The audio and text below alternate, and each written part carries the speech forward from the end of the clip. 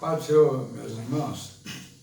Irmãos, dando sequência ao nosso estudo bíblico virtuais, em função da crise da Covid-19, essa é a palavra que nós temos para hoje, domingo. Meus irmãos, estamos vivendo essa crise aí que a cada dia mais amedronta a população. Irmãos, a Bíblia deixa muito claro qual que é a situação do mundo. O mundo é passivo de todas essas complicações de todas as maneiras, enfermidade, preocupações com crise financeira, econômica, meio ambiente, como nós temos comentado. Meus irmãos, os apóstolos, que nós temos a oportunidade de estar vendo o relato deles na própria Bíblia, tudo que eles relatam são aqueles que eles absorveram, eles aprenderam na caminhada com Jesus. Então, não existe nada deles mesmos, mas eles estão relatando aquilo que aprenderam ao caminhar com Jesus. E com o apóstolo Paulo não é diferente. O apóstolo Paulo, apesar de não ter acompanhado Jesus, mas ele também caminhou paralelamente a Jesus. Ele era um perseguidor de cristãos. Então, o apóstolo Paulo, ele, quando salvo, ele entendeu os ensinamentos de Jesus, ele chega à seguinte conclusão e relata aos cristãos em Roma, e diz assim, Romanos 8, verso 28, ele diz, vamos observar atentamente, ele diz, irmãos, sabemos que todas as coisas cooperam para o bem daqueles que amam a Deus, daqueles que são chamados segundo o seu propósito. Meus irmãos, o chamado de Deus é a salvação em Cristo Jesus. E é pelo Espírito Santo que nos toca. Por isso, nós vamos ver aqui o relato dos apóstolos, e em especial os ensinamentos para a nossa caminhada neste mundo como discípulos de Jesus. Então nós vamos estar fazendo um estudo do livro de Atos. Esse livro fala da formação da igreja, do corpo de Cristo. Não de instituição religiosa, seja ela qual for, mas do corpo de Cristo. E diz assim, Atos dos Apóstolos, capítulo 1, diz, verso 2, até o verso 5 diz o seguinte, até ao dia em que, depois de haver dado mandamentos por intermédio do Espírito Santo aos apóstolos que escolheram, foi elevado às alturas. A estes também, depois de ter padecido, se apresentou vivo, apresentou aos apóstolos depois de morto e crucificado, morto e sepultado e ressuscitado, apresentou vivo com muitas provas incontestáveis, aparecendo-lhes durante 40 dias e falando das coisas concernentes ao reino de Deus. E, comendo com eles, com os apóstolos, determinou-lhes que não se ausentassem de Jerusalém, mas que esperassem a promessa do Pai, a qual disse ele: de mim ouvistes. Jesus já tinha falado com eles. Sim, porque João, na verdade, batizou com água, batismo simbólico, mas vós sereis batizados com o Espírito Santo, não muito depois desses dias. Até então, o Espírito Santo não tinha vindo. Aqueles apóstolos ali, eles receberam o Espírito Santo, a salvação em Cristo Jesus. O que quer dizer com isso? Que quando nós recebemos a salvação em Cristo Jesus, significa dizer que recebemos o Espírito Santo no nosso coração, que será o nosso confortador, o nosso consolador, o nosso guia.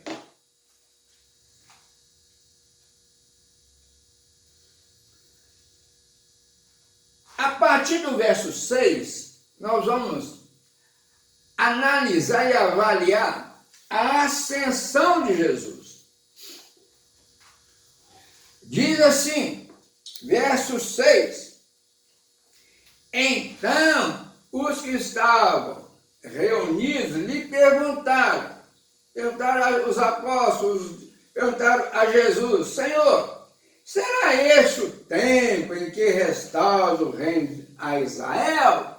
Vai devolver o comando político a Israel? E Jesus respondeu: não vos compete conhecer tempo ou épocas que o Pai reservou pela sua exclusiva autoridade. Mas recebereis poder ao descer sobre vós o Espírito Santo. E sereis minhas testemunhas, tanto em Jerusalém, como em toda a Judéia e Samaria, e até aos confins da terra.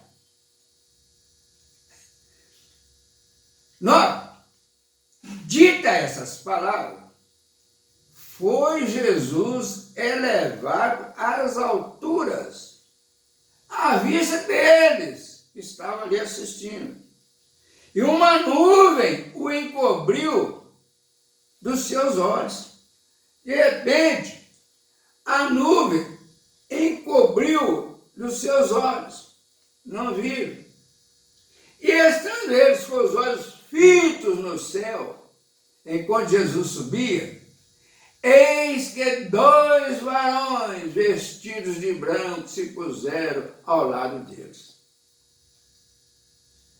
Puseram ao lado dos assistentes. E lhes disseram: varões galileus, por que estáis olhando para as alturas? Esse Jesus, que dentre vós foi assunto ao céu, virá do mesmo modo como o vi subir. Vai vir na mesma situação.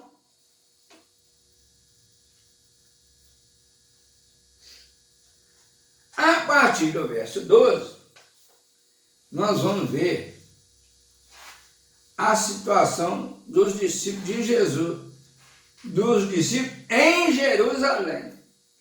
12. Então, os discípulos, os apóstolos, voltaram para Jerusalém, do monte chamado Olival, que dista daquela cidade, tanto como uma jornada de um sábado, a caminhada de um dia. Quando ali entraram, subiram para o cenáculo, onde se reuniam Pedro, João, Tiago, André, Filipe, Tomé, Bartolomeu, Mateus, Tiago, Simão e Judas, filho de Tiago. Nós vamos, observa aí, conta, só tem a presença de 11 apóstolos, porque nós conhecemos a história dele, de Judas Iscariote. 14. Todos estes 11 perseveravam unânimes em oração com as mulheres, com Maria, mãe de Jesus, e com os irmãos dele, Jesus. Beleza. Meus irmãos, vemos aí que naquela reunião acontece a escolha de Matias. Nós não vamos ler esse texto, porque não tem necessidade, ele não acrescenta nada em nós. Ele só nos chama a atenção para o seguinte, mas eu sugiro que vocês leiam aí pelo seguinte: retrata a nossa imprudência, como nós praticamos justiça própria, ao invés de, nas nossas ações, recorrermos ao senhorio de Jesus, pelo poder do Espírito Santo, que é o nosso confortador, nosso consolador, a quem nós devemos recorrer, em nome de Jesus, tomaram-se a iniciativa de escolher um substituto para Judas Iscariote. E deu no que deu. Fizeram a escolha errada. E isso nos mostra que nós estamos sempre fazendo escolhas erradas.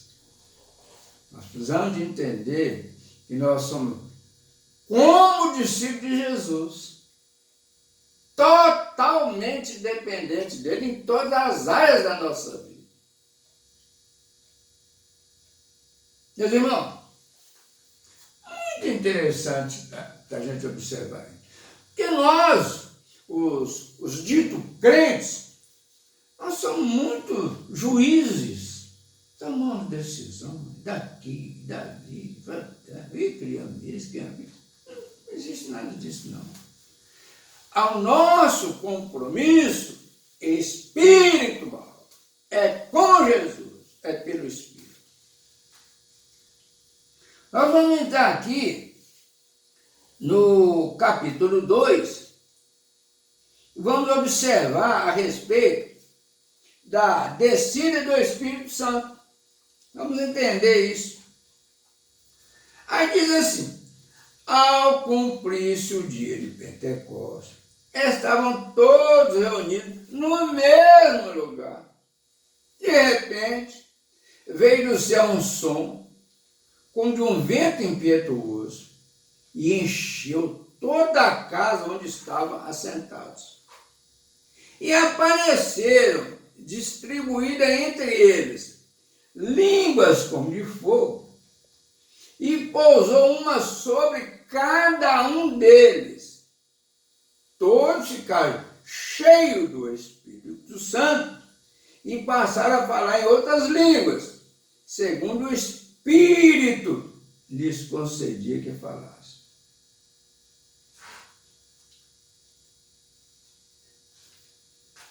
Aí, vamos lá, vamos entender o que é o dom de línguas. Verso 5, diz assim: ó, estavam habitando em Jerusalém judeus, homens piedosos, vindos de todas as nações, debaixo do céu. Quando, pois, se fez ouvir aquela voz, afluiu a multidão que se possuiu de perplexidade, Porquanto cada um os ouvia falar na sua própria língua.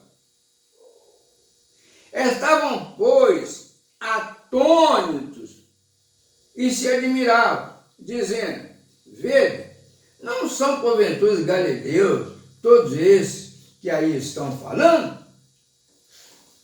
8. E como nos ouviram falar, cada um em nossa própria língua materna. Meus irmãos, vamos entender o que é o Espírito Santo falar conosco? Porque aqueles homens ali estavam falando nas próprias línguas deles.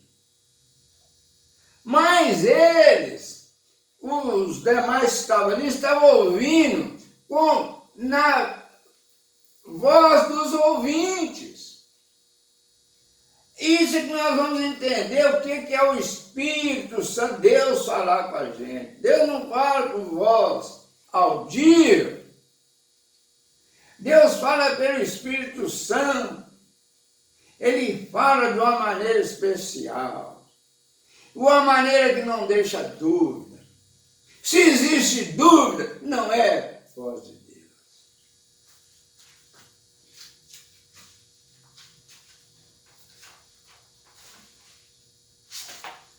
Verso 9.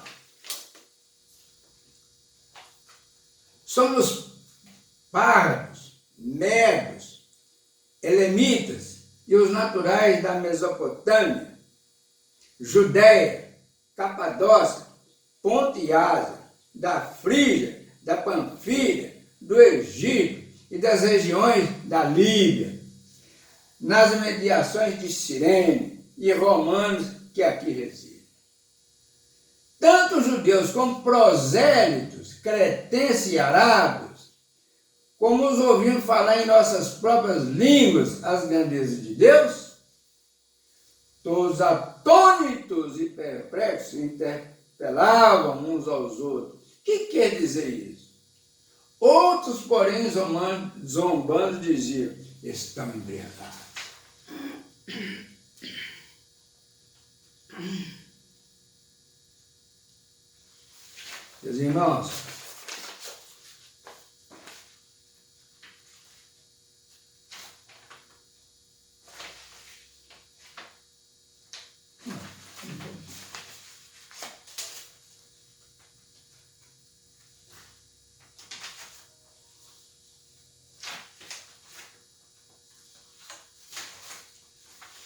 Meus irmãos, essa situação dessa zombaria, isso é comum.